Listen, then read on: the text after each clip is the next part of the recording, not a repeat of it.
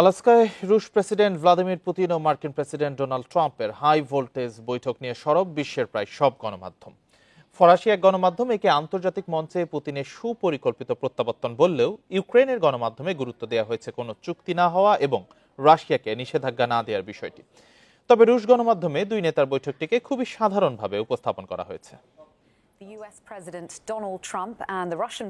আলাস্কায় রুশ president Vladimir Putin ও মার্কিন president Donald ট্রাম্পের হাই ভোল্টেজ বৈঠকের দিকে নজর ছিল পুরো বিশ্বের। আন্তর্জাতিক প্রায় সব গণমাধ্যম ফলাও করে প্রচার করে দুই পরাশক্তির নেতার বৈঠক এবং এর ফলাফল। তবে গণমাধ্যমগুলোতে এই বৈঠকের বিষয়গুলো ভিন্ন ভিন্ন শিরোনামে উঠে এসেছে।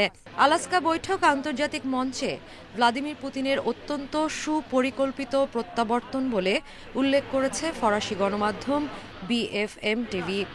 2022 সালে ইউক্রেনে আক্রমণের পর পুতিন অনেকটা একঘরে হয়ে যাওয়াতেই এমন শিরোনাম। আবার জার্মান গণমাধ্যম বলছে সুনির্দিষ্ট ফলাফল ছাড়াই শেষ হলো দুই নেতার বৈঠক। এদিকে ইউক্রেনের গণমাধ্যমগুলোতে গুরুত্ব পেয়েছে যুদ্ধবিরতি চুক্তি না হওয়া এবং নতুন কোনো নিষেধাজ্ঞা না দেওয়ার বিষয়টি। যদিও বৈঠকের আগে ট্রাম্প হুঁশিয়ারি দিয়েছিলেন পুতিন শর্ত না মানলে কঠোর পরিণতি ভোগ করতে হবে। কিন্তু কোনো চুক্তি না হলেও পুতিনের সাথে বৈঠককে 10-এ 10 দিয়েছেন ট্রাম্প। আবার ইউক্রেনের গণমাধ্যমে এই বৈঠকে জেলেনস্কির অনুপস্থিতির কথাও উল্লেখ করা হয়েছে। এছাড়া আলাস্কায় পুতিনের 5 ঘন্টার সফরের কথা বেশ সাধারণভাবেই উল্লেখ করেছে রুশ গণমাধ্যমগুলো।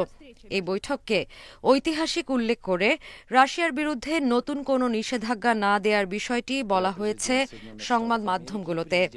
সেই সাথে উল্লেখ করা হয়েছে ইউক্রেন যুদ্ধ শেষ করতে দুই নেতার মধ্যে কোনো চুক্তি না হওয়ার বিষয়টি।